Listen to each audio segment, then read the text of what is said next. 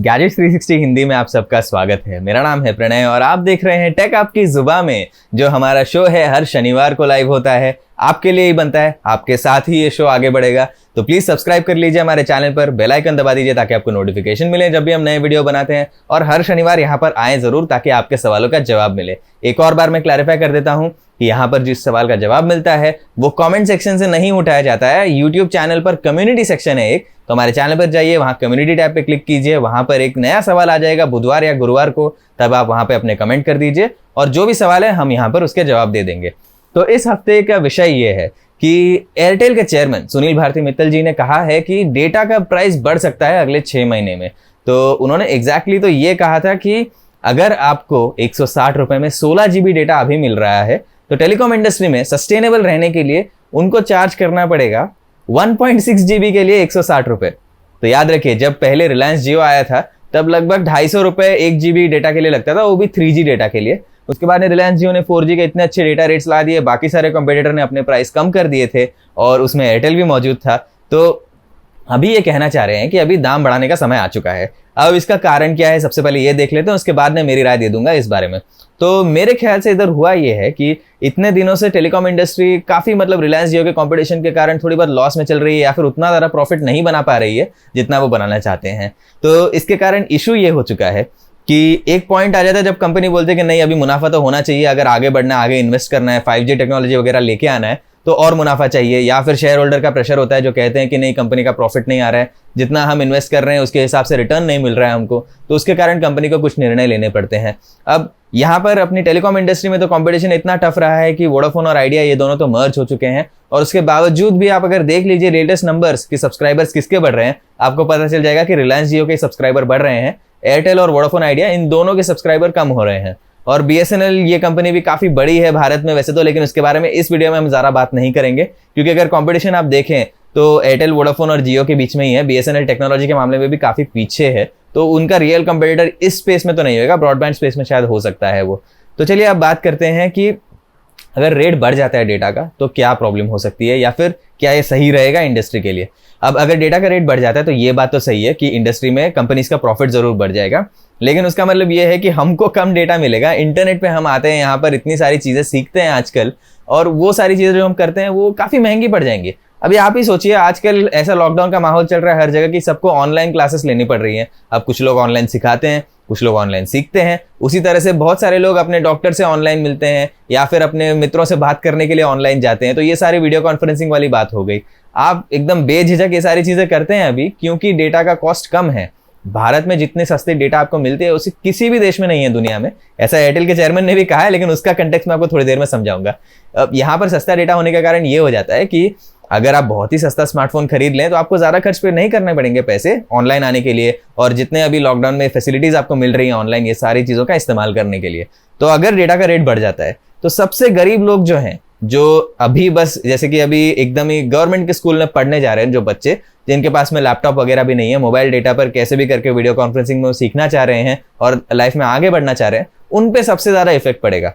अब कंपनीज का तो बोलना अच्छा है कि हम रेट चेंज कर देंगे ताकि कंपनी प्रॉफिटेबल रहे, सस्टेनेबल रहे वगैरह, लेकिन बहुत सारे लोगों को बहुत ज्यादा इससे फर्क पड़ने वाला है। अभी आप में से कुछ लोग कहेंगे नहीं डेटा थोड़ा महंगा हो गया तो भी चलेगा, मेरे पास वाईफाई है, मेरे पास ब्रॉडबैंड है, मैं उससे काम चला लूंगा। लेकिन बहुत लोगों के पास ये ऑप्शन नहीं होता है कि वाईफाई ब्रॉडबैंड अवेलेबल ही नहीं होता है, मोबाइल डेटा भी पूरी तरह से निर्भर है, और कुछ लोगों का बिजनेस भी होता है उस पर। व्हाट्सएप पे कितने सारे लोग अपना बिजनेस वगैरह चलाते हैं, वीडियोस वगैरह भेज देते हैं उसमें लोगों को अपने प्रोडक्ट्स वगैरह दिखाने के लिए। ये सारी चीजें वो उतनी आसानी से नहीं कर पाएंगे, हर जगह खर्चा बढ़ जाएगा। इसीलिए मुझे लगता है कि डेटा का प्राइस बढ़ाना इस समय पर, पर्टिकुलरली इस समय पर, बहुत ही कठिन चीज होगा और ये लोगों के लिए फायदेमंद नहीं होगा बिल्कुल भी। अगर ऐसा है कि इकोनॉमी बढ़ रही है, सबकी तनख्वाह भी बढ़ रही है साथ में, और लोग अमीर हो रहे हैं धीरे धीरे और डेटा का प्राइस बढ़ रहा है, तो बात अलग है। लेकिन यहाँ पर इस समय बढ़ाना मेरे ख्याल से सही नहीं होगा। अब रही बात डेटा जो कंपैरिजन है कि यूएस में और इंडिया में या फिर दूसरे देशों में और इंडिया में डेटा स्पीड और फिर डेटा प्राइसिंग के बारे में, तो भारत में सबसे सस्ता डेटा जरूर है, लेकिन अगर आप डेटा की स्पीड देख लेंगे, 4G की स्पीड देख लेंगे आप भारत में, आई थिंक या तो सबसे पीछे है या तो इतना लो रैंक है कि वो शर्मिंदा कर दे आपको भी, क्योंकि यहाँ पर डेटा की स्पीड पता नहीं क्यों आती ही नहीं है। मेरी थियरी ये है कि यहाँ पर लोग बहुत ज्यादा हैं, पर टावर जितने लोग 4G का इस्तेमाल करते हैं वो काफी ज्यादा है, पॉपुलेशन डेंसिटी ज्यादा है, इसी कारण से स्पीड नहीं आ पाती है। लेकिन ये मेरी थियरी है। अब टेलीकॉम का एग्जैक्ट टेक्निकल नॉलेज तो मुझे है नहीं, तो मैं आपको पहले से बता देता हूँ कि पूरी एक्यूरेट नॉलेज नहीं है। आप कमेंट करके मुझे बता दीजिए आपको क्या लगता है यहाँ पर 4G का स्पीड इतना कम क्यों है। लेकिन मैं आपके साथ में अपना एक पर्सनल एक्सपीरियंस शेयर करता हूँ, उसके बाद में आपको शायद पता चल जाएगा कि यहाँ पर मतलब डेटा की स्पीड की हालत कितनी खराब है। एक बार मैं इंग्लैंड गया था, एक ऑफिशियल कंपनी की ट्रिप थी, उसमें इंटेल नाम की कंपनी आप जानते ही होंगे, इंटेल ने कुछ नई टेक्नोलॉजी लॉन्च की थी, यूके में थी, तो एक बार मुझे वहां पर बुला लिया था। तो वहां पर मैं गया, लोकल सिम कार्ड मैंने खरीदा था, 3G सिम कार्ड था वो, ठीक है। और ये अभी लगभग 2 साल पहले की बात है, 2 या 3 साल पहले की बात है, जब 4G आ चुका था। मैं 4G का इस्तेमाल कर रहा था भारत में, लेकिन वहां पर जाकर मैंने 3G का सिम कार्ड खरीदा, और उस 3G की जो स्पीड थी वो यहाँ के 4G से कई गुना अच्छी थी। यहाँ पर मैं 4G में कितनी ऐप वगैरह डाउनलोड करने की कोशिश करूँ तो बहुत समय लेता था, डाउनलोड फेल होता था। वहां मैं जा रहा हूँ, देख रहा हूँ 3G में सारे ऐप्स मेरे अपडेट हो रहे हैं, यूट्यूब पे वीडियो बिना बफर किए एकदम अच्छे से चल रहे हैं, फुल क्वालिटी पे 1080p पर। और मैं सोच रहा हूँ कि ये कैसे हो गया यहाँ पर। तब मुझे समझ में आया कि भारत में जो 4G की स्पीड है वो ज्यादा अच्छी नहीं है, और आगे जाकर भी इसे इंप्रूव करने की ज्यादा कोई मतलब स्कोप मुझे नहीं दिख रहा है अभी, क्योंकि उस टाइम पर हो ये गया था कि कंपटीशन बहुत ज्यादा बढ़ गया था, और रेट कम रखने के चक्कर में कंपनी की सर्विस क्वालिटी भी काफी खराब हो चुकी थी। तो मेरे ख्याल से कंपनियों को इस पर ध्यान देना चाहिए। अगर आप डेटा का मतलब रेट बढ़ा रहे हो तो सर्विस भी उसी के साथ में अगर बढ़ा सकते हो तो ठीक है, तो एटलीस्ट कहीं से तो हम जस्टिफाई कर लेंगे, चलो सर्विस क्वालिटी बढ़ रही है तो ज्यादा प्राइस चार्ज कर रहे हैं। लेकिन अगर आप इस तरह सेम क्वालिटी सर्विस रखेंगे, यही मतलब जो 4G की लो स्पीड आती है उसी के साथ में आप प्राइसेस बढ़ा देंगे, तो कहां से जस्टिफाई करें इसे। अब आखिरी बात एक कर लेते हैं आपके सवालों के जवाब देने से पहले। अब ये है 5G टेक्नोलॉजी की बात। अभी जिस तरह से चीजें चल रही है, मुझे ये लग रहा है कि ये 4G के तो रेट्स बढ़ाना ही चाहते हैं, लेकिन जब 5G लॉन्च होगा तब ये सारी कंपनियां कोशिश करेंगी कि थोड़ा महंगा लॉन्च करे उसे, क्योंकि क्या होता है नई टेक्नोलॉजी आती है तो अर्ली अडॉप्टर्स जो होते हैं वो ज्यादा पैसे देने को तैयार रहते हैं। तो इसीलिए वो शायद ये कहेंगे कि जो लोग पैसे नहीं देना चाहते उतने, जो कम खर्च करना चाहते हैं वो 4G पर ही रहें, जिनको 5G इस्तेमाल करना है वो एक प्रीमियम दे दें, क्योंकि ये नई टेक्नोलॉजी मार्केट में आई है। अब मेरे ख्याल से ये कस्टमर्स के लिए बहुत ही खराब चीज होगी। और अभी टेलीकॉम इंडस्ट्री का कंसोलिडेशन का फेज चल रहा है। कंसोलिडेशन का मतलब क्या है, पहले बहुत सारे कंपटीटर्स थे, अभी आप ही सोचिए कि 5 साल पहले कितने सारे कंपनीज थे स्पेस में जो compete कर रहे थे, और आज देखिए आज मार्केट इतना कम छोटा हो चुका है कि अभी वोडाफोन आइडिया, एयरटेल और रिलायंस जियो, इन तीनों के बीच में मेन कंपटीशन है, और BSNL या फिर MTNL बोल लीजिए। अब ये दोनों कंपनियां एक ऐसे डिस्टेंट मतलब 4th प्लेस पर चल रहे हैं ऐसे। तो कंपटीशन कम हो चुका है, जिसका मतलब ये है कि जितने एग्जिस्टिंग कंपनीज है वो एक दूसरे से compete कर तो रहे हैं, लेकिन वो अगर प्राइस बढ़ा भी दें थोड़ा तो उतने ज्यादा कस्टमर नहीं खोएंगे जितने पहले खो सकते थे। अब इसके कारण मुझे ये लग रहा है कि 5G जब आएगा पहले तो 1 या 2 ही कंपनियां लॉन्च करेंगे स्टार्टिंग में, और वो दोनों कंपनीज जो है अपना रेट कितना भी रख ले, जिनको 5G चाहिए वो तो आ ही जाएंगे 5G पर, और थोड़ा ज्यादा पैसा देने को भी वो तैयार रहेंगे। तो अगर आप एक्सपेक्ट कर रहे हैं कि डे 1 से 5G में सस्ते रेट्स आ जाएंगे, तो मुझे नहीं लगता है वो होने वाला है। लेकिन देखिए अभी आगे क्या होता है, ये कंपटीशन किस तरह से चलता है वो तो हमें देखना ही पड़ेगा, थोड़ा इंतजार करने के बाद ही ये सारी जानकारी मिलेगी। लेकिन जिस तरह से एयरटेल के चेयरमैन ने कहा है अभी कि रेट्स बढ़ाना चाहते हैं वो डेटा के प्रॉफिटेबल होने के लिए, मुझे लग रहा है कि 4G के रेट तो बढ़ने ही वाले हैं, साथ में 5G के लिए भी आप ज्यादा पैसे देने के लिए अभी से तैयार रहिए, मेंटली थोड़ा प्रिपेयर करके रखिए अपने आप को, क्योंकि डेटा के रेट्स मुझे लगता है इसके बाद में सस्ते होने वाले हैं, अनलेस मार्केट में कोई एक नया प्लेयर आ जाए जो जियो की तरह यहाँ पर डिसरप्ट कर दे, तबाही मचा दे मार्केट में आके, ताकि आपको रेट्स कम मिले। बट अभी इस टाइम पर टेलीकॉम इंडस्ट्री में भारत में नया प्लेयर आना भी थोड़ा मुश्किल ही लग रहा है, जो एग्जिस्टिंग प्लेयर्स हैं वही रहेंगे आगे जाकर भी, ऐसा मुझे लगता है। और अंत में शायद 2 या 3 ही प्लेयर बचे हैं टोटल, जितने कंपनीज हैं 2 या 3 से ज्यादा मार्केट में शायद ना हो। अब ये थोड़ी दुख की बात है, लेकिन जिस तरह से इकोनॉमी चलती है यही होने वाला है, ऐसा मुझे लगता है। तो अभी के लिए एक छोटा सा ब्रेक ले लेते हैं, उसके बाद में आपके सवालों के जवाब दे देते हैं हम।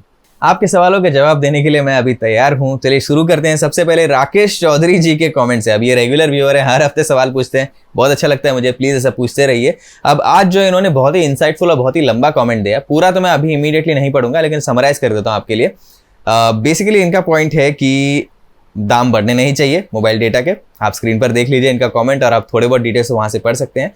और इन्होंने 2-3 अच्छी चीजें कही हैं। एक तो यहाँ पर कहें कि डेटा अगर महंगा हुआ तो जरूरत के हिसाब से ये डेटा खर्च करेंगे, सही बात है, लेकिन इस फैसले का सबसे ज्यादा प्रभाव उन गरीब व्यक्तियों को पड़ेगा जो बड़ी कीमत का रिचार्ज कराने में सक्षम नहीं है। बिल्कुल ही सही कहा है आपने इस बारे में, ये बहुत ही इंपॉर्टेंट पॉइंट है यहाँ पर।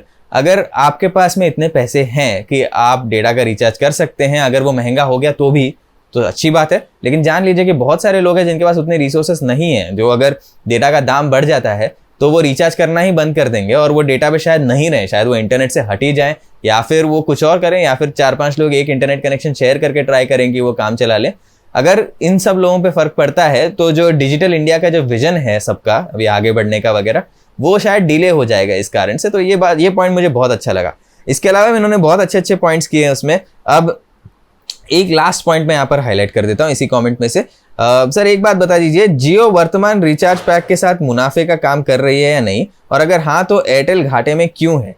तो अभी देखिए, इस सवाल का जवाब देना मैं ऑनेस्टली आपको बता दे रहा हूँ, मेरे टेक्निकल एक्सपर्टीज के बाहर है, क्योंकि जो टेलीकॉम सेक्टर है वो थोड़ा अलग चलता है। हम जो है कंज्यूमर टेक्नोलॉजी ज़्यादा ट्रैक करते हैं, मोबाइल फ़ोन की दुनिया में क्या चल रहा है वो सब ज़्यादा हमें पता होता है। लेकिन ये जो टेलीकॉम एस्पेक्ट के बारे में आप पूछ रहे हैं वो बिजनेस रिलेटेड चीज़ हो जाती है, जो टेक्नोलॉजी जर्नलिस्ट के नॉर्मल एक्सपर्टीज से थोड़ा बाहर हो जाता है। लेकिन फिर भी जितना मुझे पता है मैं आपको भी बता देता हूँ। अभी बात ये नहीं कि एक कंपनी पूरी तरह से घाटे में। अगर 2 साल पहले आप जाके देखते, एक फिगर होती है एवरेज रेवेन्यू पर यूजर, ARPU जिसे कहते हैं, यानी कि पर कस्टमर कितना पैसा बना रही है कंपनी। तो अगर आप 2 साल पहले के नंबर्स देखते, 2017 या 18 में पकड़ लीजिए, 18 जनवरी के आसपास मैंने चेक किया था, तभी ये फिगर थी आई थिंक 50 या 55 रुपए बहुत सारे स्मार्टफोन मतलब टेलीकॉम कंपनीज के लिए। तो अभी देख लीजिए 147 रुपए के आसपास आ चुका है ये नंबर एयरटेल के लिए। तो ऐसा नहीं है कि एयरटेल घाटे में है पर से, अभी जितने पैसे बन रहे हैं उनके वो पहले से काफ़ी ज़्यादा हैं। लेकिन उनका ये कहना है कि और मुनाफा अभी चाहिए हमें, ताकि हम आगे के टेक्नोलॉजीज में इन्वेस्ट कर सकें और सस्टेनेबल रखें बिजनेस को। क्योंकि क्या होता है कि कभी बिजनेस में प्रॉफिट अगर लेट्स से कि 10 रुपए का प्रॉफिट है उनका, तो उससे शायद ऐसा हो कि बस ब्रेक इवन हो रहा है, थोड़ा बहुत पैसा एक्स्ट्रा बच रहा है उसके बाद में, तो नया 5G जैसा टेक्नोलॉजी आ गया उसमें इन्वेस्ट ना कर पाए। या फिर कभी कभी ऐसा होता है कि शेयर होल्डर्स को भी दिखाना होता है कि हमारे पास ज़्यादा प्रॉफिट हो रहा है, तो वो भी इन्वेस्ट करते रहें, कंपनी में पैसा आएगा तो फिर आगे कंपनी लॉन्ग रन में सस्टेनेबल रहेगी, लोगों की सैलरीज वगैरह देने में आसानी होगी उनको। ऐसे बहुत सारे कॉम्प्लिकेटेड एस्पेक्ट्स होते हैं जिसके कारण इनका कहना है कि हमें और प्रॉफिट बनाना है। अब मैं पूरी तरह से तो ये नहीं कहूंगा कि एयरटेल का मतलब कहना है कि मुझे ज़्यादा प्रॉफिट चाहिए, ये गलत है, क्योंकि अल्टीमेटली आप देख लीजिए ये सब बिजनेस होता है, ये चैरिटी के लिए नहीं काम करते, इनको प्रॉफिट बनाने से मतलब होता है। तो जितना वो प्रॉफिट बना सकते हैं अभी, वो क्या उनके लिए काफ़ी है नई टेक्नोलॉजी में इन्वेस्ट करने के लिए या नहीं, ये आपको सोचना पड़ेगा। मेरे ख्याल से उनका विजन यही है कि ज़्यादा प्रॉफिट रहे, तो इन्वेस्टमेंट की तरफ से वो देख रहे होंगे कि आगे 5G वगैरह भी देना है और उसको भी कंपेटिटिव प्राइस पे लाना है, तो किस तरह से हम कर सकते हैं। क्योंकि उनका बहुत सालों से कंप्लेंट रहा है कि करंट मार्केट प्राइसेस जितने हैं वो सस्टेनेबल नहीं है। तो अभी वो उन्होंने कर तो रखा है ताकि वो जियो के साथ कम्पीट कर सकें, लेकिन जब तक जियो अपने प्राइस कम रखेगा तब तक हमारे पास एक ऑप्शन तो रहेगा ही मार्केट में जो सस्ते में डेटा दे दे। तो मेरी उम्मीद है कि वही चलते रहे आगे तक। बाकी देखते हैं अभी फ्यूचर में क्या होता है, वो तो हमें देखना ही पड़ेगा, अभी इमीडिएटली तो बता नहीं सकते। तो चलिए अब अगले सवाल की तरफ बढ़ते हैं। अनूप पेडनेकर, ये भी हमारे रेगुलर व्यूअर हैं, आई थिंक फर्स्ट या सेकंड एपिसोड से इनके सवाल देखते आ रहा हूँ। थैंक्स फॉर सेंडिंग क्वेश्चंस, आप ऐसे ही भेजते रहिए। अभी इनका कहना है कि बहुत सारे लोग हमारे में से अभी तक 4G प्लान अफोर्ड नहीं कर सकते, तो सोचो ये लोग 5G के लिए कितना चार्ज करेंगे। 4 GB पर डे डेटा दे रहे हैं, लेकिन स्पीड की क्या बात है, यहाँ पर स्पीड तो बहुत कम है। आप रिचार्ज करते रहिए सिम को एक्टिव रखने के लिए, अगर अनलिमिटेड प्लान आप ले रहे हैं तो आप रिचार्ज नहीं करेंगे। फिर ये सारी कंपनीज ने पहले फ्री दिए इंटरनेट, और अभी हम एडिक्ट हो चुके हैं इंटरनेट के, और अभी हमारे पास में कोई ऑप्शन नहीं है रिचार्ज करने के अलावा। ठीक है, आपने बहुत सारे कॉम्प्लेक्स कॉन्सेप्ट्स एक ही चीज़ में बता दिया। ये वैसे आपके अलग अलग पॉइंट से सबसे मैं सहमत हूँ मोस्टली। तो सबसे पहली बात यह है कि डेटा के प्राइस कम हो गए, तो उससे क्या हो गया, ज़्यादा लोग 4G पे आ गए। अब एक बार लोग 4G पे आ गए तो क्या वो फिर से 2G पे जा पाएंगे? अगर उनके पास ऑप्शन रहेगा स्टे करने का तो वो कोशिश करेंगे, क्योंकि ऐसा नहीं है कि मतलब डेटा या इंटरनेट ये कोई ऐसी चीज़ है जो आप आज है कल नहीं है, बंद कर दो कल तो सब आसानी से रह पाएंगे। इंटरनेट ये एसेंशियल चीज़ हो चुकी है आज की डेट में, तो इसका ध्यान रखना पड़ेगा। जिस तरह से आप सोचते हैं कि पेट्रोल, डीजल, चावल इस सब का दाम बढ़ते जा रहा है और आपको इफेक्ट होता है, उसी तरह से इंटरनेट का दाम अगर बढ़ता है तो सबको नेगेटिव इफेक्ट तो होगा ही। तो आपका पॉइंट बिल्कुल भी सही है कि अगर 4G के लिए रेट बढ़ाना चाहते हैं तो 5G के लिए कितना चार्ज करेंगे आप सोच लीजिए। जो रेट ये बता रहे हैं ना 1.6 GB 160 रुपये में देना चाहते हैं 5G में, मुझे लग रहा है कि 5G का रेट उसी टाइप का कुछ होने वाला है इनिशियली एटलीस्ट। होपफुली देखते हैं और बाकी आगे जाके सस्ता हो जाए। लेकिन एनीवे आपका सवाल काफ़ी इंसाइटफुल था, मुझे अच्छा लगा। प्लीज़ भेजते रहिए हर हफ्ते, मैं जवाब देने की पूरी कोशिश करूंगा।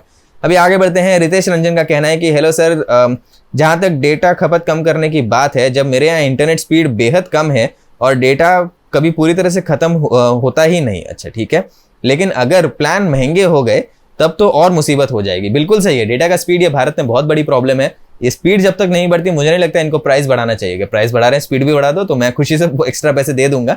जिनके पास उतने पैसे नहीं है, जो रिचार्ज ज़्यादा नहीं कर पा रहे हैं, वो स्लो स्पीड इंटरनेट पे रह सकते हैं, क्योंकि मतलब उनको जो अभी 4G स्पीड मिल रहा है वो मेरे ख्याल से 3G लेवल पर ही है इंटरनेशनली अगर आप देखेंगे तो इस स्पीड पर कम रेट का होना ये ठीक है। अगर ज़्यादा रेट बढ़ रहा है तो स्पीड भी बढ़ाइए, ये बात बिल्कुल सही है।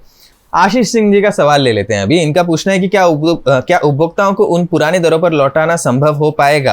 अब इन्होंने दूसरे 2-3 पॉइंट्स भी कहे हैं जो मैंने पहले कवर कर लिए, हम जितने मैंने आपको बताया था, इस इन्फॉर्मेशन दी थी जितनी उसमें। लेकिन इनका ये मेन अच्छा सवाल लगा मुझे कि पुराने रेट्स पर क्या आपको लौटाना संभव हो पाएगा अगर आप प्रीपेड पर हैं। बिल्कुल भी नहीं, क्योंकि कंपनियां सारे रिचार्ज पैक ही डिसकंटिन्यू कर देंगे। जो आपको 100 रुपए में मिल रहा था वो 200 में देने लग जाएंगे और नया पुराना रिचार्ज पैक गायब हो जाएगा, फिर आप कहां से रिचार्ज करेंगे। तो इसीलिए प्रीपेड वालों के लिए मुझे नहीं लगता कोई ज्यादा मतलब यहाँ पर विकल्प बचे होंगे। लेकिन एक चीज मैं आपको यहाँ पर जरूर बता दूं कि अगर आप पोस्टपेड पर हैं तो चांसेस है कि आपका पुराना प्लान ही आगे चलते जाए। ये मैंने पहले भी देखा है कि जो पोस्टपेड वाले लोग होते हैं उनके लिए नया सस्ता प्लान आ जाता है तो भी वो पुराने वाले पे अटके रहते हैं, अनलेस आप खुद से फोन करके कंपनी को बोलेंगे प्लान चेंज करना है। अगर रेट कल को बढ़ भी जाते हैं तो अगर आपका आज का सस्ता प्लान चल रहा है अच्छा, तो मेरे ख्याल से वो आगे जाके भी चलना चाहिए। तो चलिए अब आगे बढ़ते हैं। यहाँ पर जागृति तिवारी का पूछना है कि मुझे थोड़ी सी सही लग रही है क्योंकि कस्टमर और कंपनी के बीच में बैलेंस होना चाहिए, लेकिन इसका मतलब ये तो नहीं कि वो प्राइस को एकदम ही ज़्यादा कर दे। लेकिन कंपनी जो हमसे 4G रुपए लेकर हमें 2G और 3G नेटवर्क दे रही है उसमें सुधार लाना चाहिए। जागृति जी, आपकी बात बिल्कुल ही सही है और इस तरह का व्यू पॉइंट देखकर बहुत अच्छा लगता है यहाँ पर कि लोग ऐसे सब काफ़ी लोग ऐसे होते हैं जो सिर्फ यही सोचते हैं कि नहीं मुझे सस्ता ही चाहिए, कंपनी का कितना भी घाटा हो जाए तो मुझे कोई फर्क नहीं पड़ता। ये देखकर अच्छा लग रहा है कि आपको ऐसा लगता है कि यहाँ पर कस्टमर और कंपनी के बीच में बैलेंस होना चाहिए। लेकिन जैसा आपने कहा, यहाँ पर आप देख लीजिए वो प्राइस कितना बढ़ाना चाह रहे हैं, वो 10 टाइम्स बढ़ाना चाह रहे हैं, 10 गुना। अब वो तो सही नहीं होगा ना। थोड़ा बहुत प्राइस बढ़ा दिया अगर मतलब ऐसा लग रहा है कि घाटे में जा रहा है ऑपरेशन और उसको बैलेंस करने के लिए तो बात अलग है, लेकिन 10 गुना प्राइस बढ़ाना ठीक नहीं होगा क्योंकि बहुत लोग सीधा ऑफलाइन ही हो जाएंगे। और दूसरी जो बात आपने कही थी कि 4G स्पीड मतलब नाम के लिए तो दी है लेकिन एक्चुअल में आपको 2G या 3G वाली स्पीड मिलती है, ये तो बहुत गलत बात है। मैं बार बार वही कहते आ रहा हूँ कि इसको बढ़ाना चाहिए। आगे बढ़ते हैं। नीरज ऑफिशियल का कहना है कि मुझे कोई खास फर्क नहीं पड़ता है डेटा महंगा होने से या कॉल महंगा होने से, क्योंकि मैं पब्लिक वाईफाई यूज करता हूं और कॉल करने के लिए मैं अपना BSNL जिंदाबाद तो है ही जी। अभी आपका पॉइंट सही है। अब आप उन लकी लोगों में से ये हैं जिनमें मोबाइल डेटा का रेट बढ़ जाएगा, उनको इतना फर्क नहीं पड़ेगा, गुड फॉर यू। लेकिन ये एक ऑप्शन अभी लोगों के लिए हो सकता है, आपने अच्छा कर दिया, बता दिया कि अगर रेट बढ़ गए डेटा के तो पब्लिक वाईफाई कहीं पर अगर मिल जाता है तो वो यूज कर सकते हैं। लेकिन उसके जो पब्लिक वाईफाई यूज करते समय ध्यान रखिए कि आपकी प्राइवेसी उतनी रिस्पेक्ट नहीं होती है। पब्लिक वाईफाई नेटवर्क्स पे आप जो ब्राउज कर रहे हैं वगैरह ये इतना मतलब आप सिक्योरिटी के साथ में नहीं कर सकते हैं। तो अगर आप अपने इंटरनेट पे किसी भी अकाउंट पे लॉग इन कर रहे हैं और किसी ने वो वाईफाई नेटवर्क को हैक वैक करके रखा है तो आपका पासवर्ड कॉम्प्रोमाइज हो सकता है। इस बात का बस ध्यान रखिएगा आप ब्राउज करते समय। इससे अपने आप को बचाने के लिए कुछ तरीके तो हैं, जैसे कि VPN यूज करना वगैरह, जो आप एक्सप्लोर कर सकते हैं। गूगल पे सर्च कर लीजिएगा उसे यूज करते समय जरूर। बाकी हाँ, लैंडलाइन पे तो अच्छे काफी सस्ते और फ्री कॉल्स भी मिलते हैं काफी लोगों को, तो उसका इस्तेमाल भी किया जा सकता है। लेकिन ये लॉकडाउन के बाद में लोग जब बाहर निकलने लगेंगे तब शायद ये पॉसिबल ना हो। मानस कुमार पटेल का सवाल है, सर क्या सभी कंपनी ऐसा करेंगी? अगर है तो फिर दुख की बात है, क्योंकि उन स्टूडेंट्स का क्या होगा जिनके पेरेंट्स दिन रात काम करके अपने बच्चों के लिए ऑनलाइन स्टडी करा रहे हैं। ऊपर से कोरोना और लॉकडाउन के समय में ये कैसा होगा? Love you sir, thank you so much. आपका प्यार जो हमें मिलता रहता है वही इस शो को बनाए रखता है, सबसे पहली बात। दूसरी बात, आपका पॉइंट बिल्कुल सही है। काफी सारे पेरेंट्स इतनी मेहनत करते हैं ताकि उनके बच्चे अभी ऑनलाइन स्टडी कर सकें। बहुत सारे गरीब घरों से लोग आते हैं। आप बार बार न्यूज़ तो देखते ही होंगे, 10th स्टैंडर्ड 12th स्टैंडर्ड के टॉपर्स जो होते हैं वो कितने गरीब घरों से आते हैं, किस तरह से वो एकदम अपनी मुश्किल से पढ़ाई करते हैं। और आजकल के माहौल में उनको ऑनलाइन स्टडी करना तो जरूरी है। ऐसे माहौल में रेट बढ़ाना बिल्कुल ही गलत होगा। मैं पूरी तरह से सहमत हूँ। अच्छा लगा आपने ये पॉइंट बताया हमको। जियो से हाँ, सोफियान म्यूजिक एंड टेक्स्टार, इनका भी सवाल मैंने पहले देखा है। इनका सवाल है कि जियो से उम्मीद है कि वो अपना प्लान महंगा ना करें और एयरटेल के जितने भी कस्टमर है वो तो एयरटेल छोड़ देंगे। अगर सभी कंपनी प्लान के दाम बढ़ाती हैं तो फिर से फ्री वाला वाईफाई ढूंढना पड़ेगा, बट ऐसा ना हो। अगर डिजिटल इंडिया बनाना है तो, क्योंकि अभी अधिकतर पेमेंट UPI से वगैरह होते हैं। ओके ठीक है, सो अभी आपका पॉइंट तो सही है कि पब्लिक वाईफाई ढूंढना ही पड़ेगा अगर डेटा के रेट्स बहुत बढ़ जाते हैं। मेरी भी उम्मीद है कि सारी कंपनियां ऐसा ना करें, लेकिन आप देख लीजिए टेलीकॉम सेक्टर में कितनी कंपनियां बची हैं अभी मार्केट में। अगर एक ने किया तो दो और कर लेंगे, उससे डेफिनेटली ये मैं गारंटी दे रहा हूँ। और आपको ऐसे लग रहा है कि शायद जियो ऐसा ना करे, मेरी भी पूरी उम्मीद है कि जियो रेट ना बढ़ाए, एयरटेल भी ना बढ़ाए। लेकिन अगर एयरटेल ने बढ़ा दिया तो बाकी सब देख लेंगे कि बढ़ाने का मौका है यहाँ पर, क्योंकि इतने बड़े प्लेयर ने बढ़ा दिया है उसका रेट। तो उसी तरह से बाकी सब भी एक के पीछे एक बढ़ाने लग जाएंगे। शायद ऐसा हो कि कोई कंपनी उतना ना बढ़ाए जितना एयरटेल ने बढ़ाया हो, तो वो अच्छा होगा आपके लिए और हमारे लिए भी। लेकिन अगर एक बार बढ़ाना शुरू कर दिया रेट्स तो बाकी सारे लोग भी बढ़ाएंगे ही। अगर कुछ साल पहले आप याद करें क्या हुआ था, 1 पैसा पर सेकंड वाला कॉल रेट आया था उस टाइम पर, और तभी पहले जब एक कंपनी ने लाया था वो रेट तो सबने फॉलो करके लेके आया था। फिर कुछ कंपनियां मार्केट से निकल गई तो फिर वो रेट हट गया, सारी कंपनियों के कॉल्स महंगे होने लग गए। फिर दूसरा रेवोल्यूशन हुआ जब जियो मार्केट में आया था तभी। तो अभी वो पूरा पीरियड हो चुका है, अभी कंसोलिडेशन का टाइम चल रहा है जैसा मैंने कहा, तो इसीलिए अभी मुझे नहीं लगता कि रेट्स इससे आगे और कम होंगे। अभी यहाँ पर रेट्स बढ़ने का ही टाइम है और धीरे धीरे सारी कंपनियां मेरे ख्याल से तो बढ़ाना शुरू कर देंगी, लेकिन मेरी उम्मीद है कि ऐसा ना हो। तो चलिए इस वीडियो को यहीं पर समाप्त करते हैं। देखने के लिए बहुत बहुत धन्यवाद। टेक्नोलॉजी की और जानकारी चाहते हैं तो hindi.gadgets360.com पे जरूर जाइए और इस वीडियो के बारे में आपकी क्या राय है, टेक आपकी जुबान में इस सीरीज में आप और क्या देखना चाहते हैं, कमेंट के द्वारा हमें जरूर बताइए।